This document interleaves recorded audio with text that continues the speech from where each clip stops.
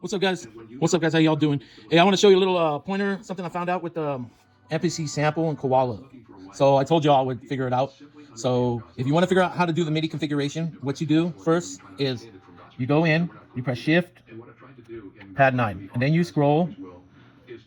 Obviously, you use your encoder knob. The encoder knob, okay? And you can scroll through different settings.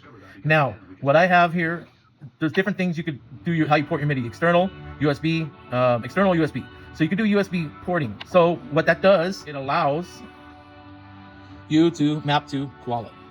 And then here, interesting thing about this is that you go to audio, and you have even an iPad microphone, iPad sample audio. So it'll automatically pick up the MPC sample as an audio interface. So which is great. Now, and then the MIDI, just make sure you can map MIDI, and then you can do all your different map settings. So since I mapped A to B, I just wanted to show you an example.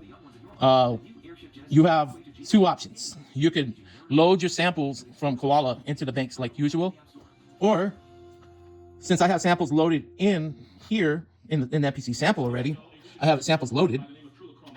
Make sure your source is connected to USB.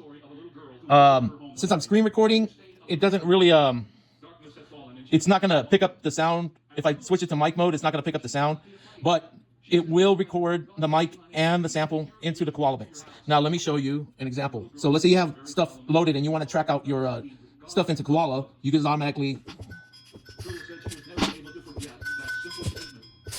see, and then everything's set.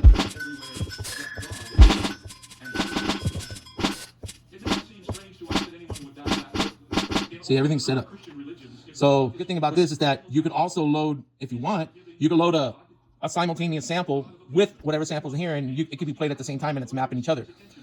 Like with the 404, it's already mapped out automatically with koala, but the koala settings are separate from the audio settings. Here, you can kind of ping pong back and forth. You can even load your samples and track them into the pad here. So whatever you got in koala, you can track it into the sample, and vice versa, which is, I think, is a really dope feature. And then